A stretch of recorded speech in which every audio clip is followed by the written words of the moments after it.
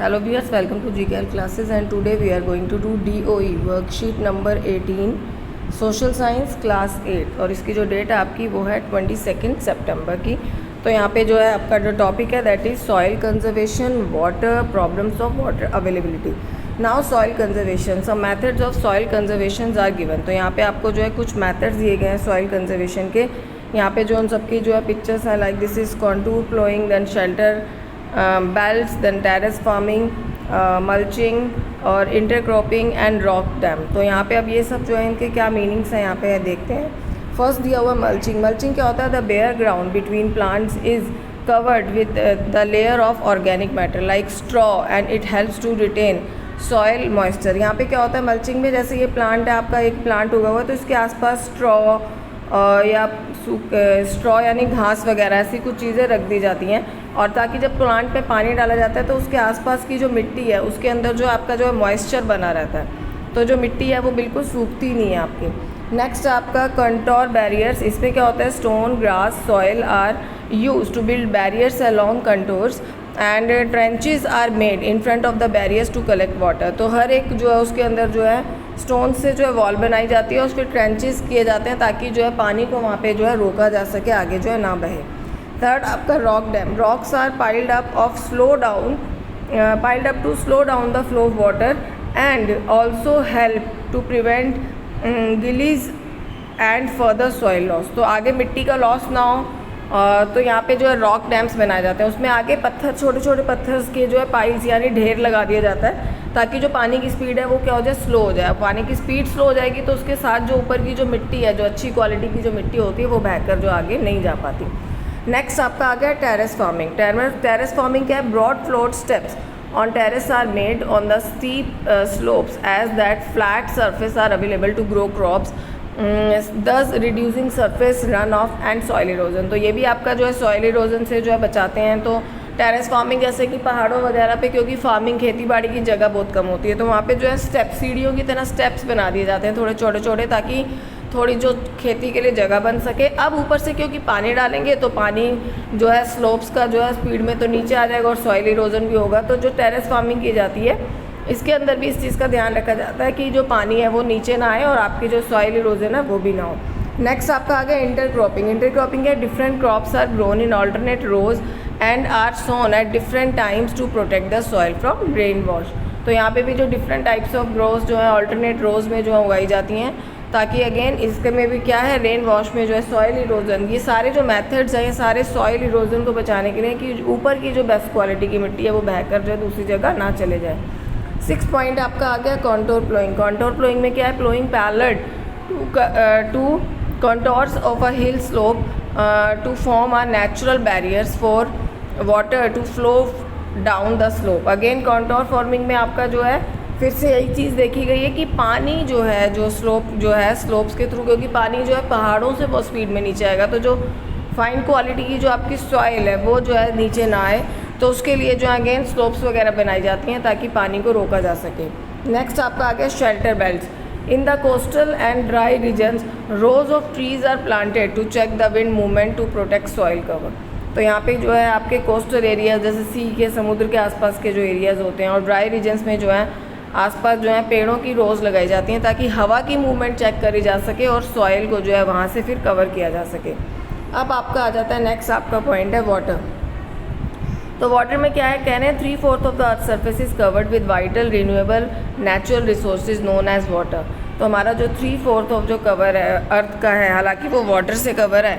Oceans cover about 2/3 of the earth surface और 2/3 जो है ओशियंस महासागरों, सागरों में 2/3 हिस्सा पानी का है and support a rich variety of plant and animals life. और वहाँ पर जो है काफ़ी तरह के प्लांट्स और एनिमल लाइफ जो है इन समुद्रों में, ओशियंस में जो है वो मिल जाती है।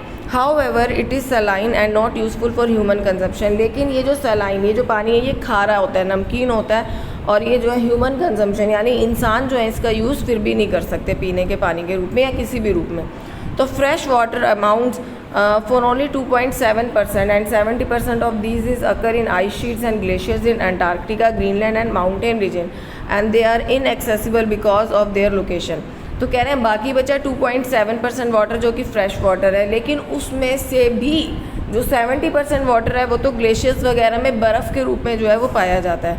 तो इसके बाद दस only 1% of fresh water is useful for human consumption. तो हमारे इंसानों के जो यूज़ के लिए कितना पानी बचता है, सिर्फ और सिर्फ 1% पानी जो है वो बचता है। Water can neither be added और not subtracted from the earth and its total volume remains constant. तो कह रहे हैं पानी को ना तो हम अपनी ज़रूरत के हिसाब से कम या ज़्यादा कर सकते हैं, जो अर्थ में जो नेचुरली आपको जो है ग्राउंड वाटर लेवल मिलेगा वो वही होगा। It's abundance seems a very only because of the constant motion cycling through the oceans, the air, the land and back again through the process of evaporation, precipitation and runoff. Thus, as you already know, it referred to as water cycle. तो आपको water cycle सबको पता है कि पानी evaporate होके जाता है और फिर से बादल बनकर जो है भाप बन के ऊपर जाता है, देन बादल बन के फिर से नीचे आता है, तो इसको बोलते हैं वाटर साइकिल, कि अब पानी जो है वो फ्रेश वाटर के रूप में जो है रेन के रूप में जो फिर से वापस जो है धरती पर आता है। अब इसके बाद बात करते हैं problems of water availability. Problems of water availability क्या है? Most parts of the world are facing shortage of in the fresh water supply. अब जो दुनिया के हर हिस्सों में जो है शॉर्टेज होने लग गई है, कमी होने लगी है किसकी? फ्रेश वाटर की। तो countries located in climatic zones most susceptible to droughts face great problem of water scarcity. तो जो है क्लाइमेटिक जोन में जो कंट्रीज़ रहती हैं वहाँ पर तो बिल्कुल सूखा पड़ने की जो है कई नौबत आ चुकी है कई हिस्सों में। Thus water shortage may be a consequence of variations in seasonal और एनुअल पर्सिपेशन और scarcity is caused by over exploitation and contamination of water sources. तो जो वाटर सोर्सेज का हमें मिसयूज़ कम से कम करना चाहिए, हमें पानी को सोच समझ के यूज़ करना चाहिए। The reason behind that is कि जो हमारा जो पीने का जो इंसानों का कंजप्शन का पानी है वो जो है धरती पर बहुत कम है। तो यहाँ पे अब आपके ये जो 4 क्वेश्चंस दिए गए हैं, तो 4 क्वेश्चंस के answers we are going to write now, solve this questions.